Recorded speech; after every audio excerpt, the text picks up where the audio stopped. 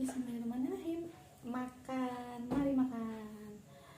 Sekarang makannya cuma pakai ikan asin, goreng telur, lalap jengkolnya sama sawi sesi.